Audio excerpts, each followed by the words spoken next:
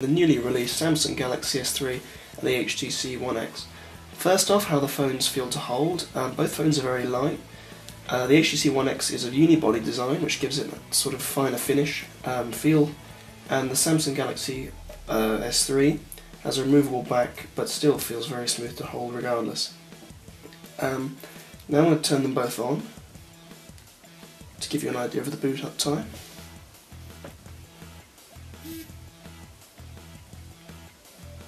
The Galaxy S3 has a 1.9 megapixel front-facing camera, the HTC One X has a 1.3 megapixel front camera. Both have 8 megapixel rear-facing cameras, and both have the new burst shot feature. The screen on the One X is 4.8 inches with 1280 by 720 pixels, and the Samsung Galaxy S3 has the same amount of pixels spread across 4.9 inches. As it says here, the One X has Beats audio, whilst the S3 only has a single speaker. And as you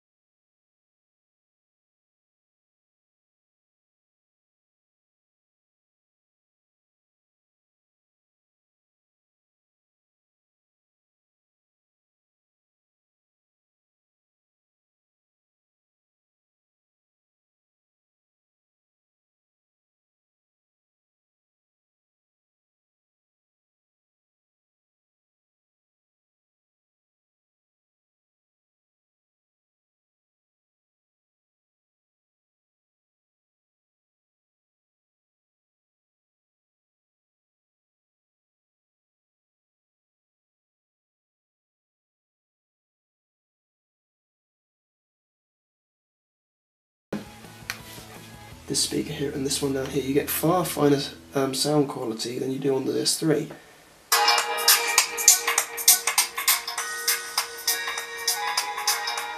Let's play a sample.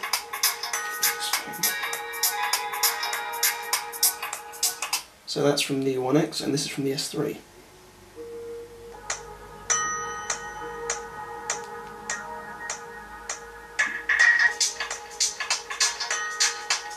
Slightly tinnier, not quite as clear as it is on the One X. Now a camera test for you. They're both 8 megapixel cameras.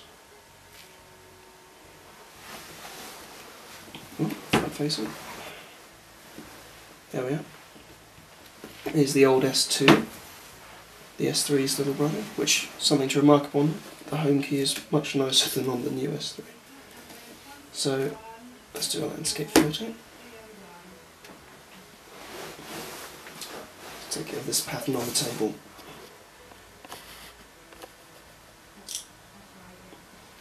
And remember, this phone has burst shot, so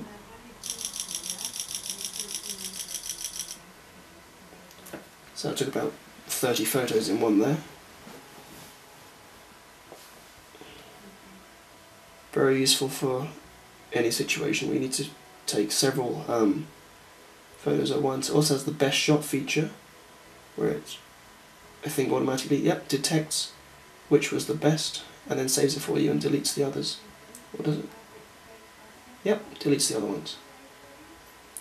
Similarly, on the S3, you have a burst shot feature which doesn't rest under the same button on screen as the single shot. You have to select burst shot separately.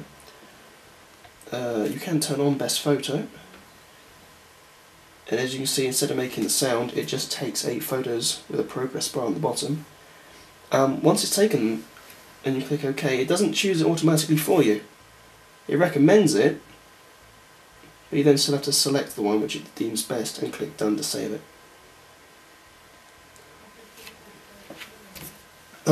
Difference in the soft keys. The One X uses a soft home key here. The S3 uses a hardware key. Normally I'm in favour of hardware keys, however the S3 they did in my opinion, a very bad home key. It's very plasticky, very tacky, and it springs back rather poorly. In my opinion, on the turn on this one. Turn on this one. Try again. There we go. Go away. Network error.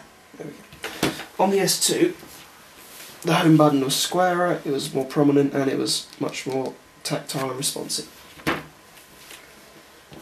The One X, if you switch between apps a lot, has the recent apps button in place of the menu button, because the One X favours Ice Cream Sandwich's menu button on screen. So if I open up the Play Store, up here you'll see the 3 dots used on screen in place of the soft key on the S3.